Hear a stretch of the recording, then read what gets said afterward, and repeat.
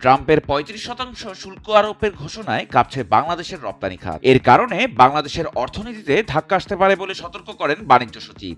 দেশের প্রধান রপ্তানি পণ্য তৈরি পোশাক শিল্পে এর বড় প্রভাব পড়বে বলে আশঙ্কা করছেন স্বয়ং বাণিজ্য সচিব মাহবুবুর রহমান। আজ সচিবালয়ে তিনি এই শঙ্কার কথা জানানোর পাশাপাশি আশার কথা উল্লেখ করে বলেন, আলোচনার পথ এখনো খোলা আছে এবং ভালো কিছুও হতে পারে।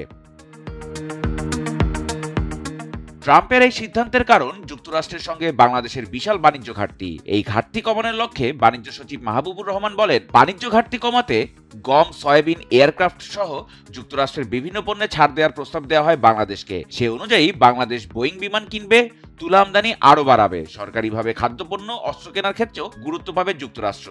এসব বিষয়ে ছাড় দিতে বা মেনে নিতে কোনো বাধা নেই। পাশাপাশি ভিয়েতনাম যেখানে ২৬% শুল্ক কমাতে পেরেছে, সেখানে বাংলাদেশ কেন শুল্ক কমাতে পারেনি এ প্রশ্নের উত্তরে বাণিজ্য সচিব বলেন, চেষ্টার কোনো কমতি ছিল না, কিন্তু শেষ পর্যন্ত যদি এই শুল্ক না কমে তাহলে দেশের অর্থনীতিতে এর নেতিবাচক প্রভাব পড়বে। এই শুল্ক কার্যকর হওয়ার সময়সীমা ৯ জুলাই থেকে বাড়িয়ে ১ আগস্ট করা হয়েছে, যা বাংলাদেশের জন্য বিশাল একটি সুযোগ। এ বিষয়ে অর্থ উপদেষ্টা সালেহ উদ্দিন আহমেদ জানান, বাণিজ্য উপদেষ্টা ইতোমধ্যে যুক্তরাষ্ট্রে আলোচনায় আছেন এবং আগামীকালের বৈঠকে গুরুত্বপূর্ণ সিদ্ধান্ত হতে পারে।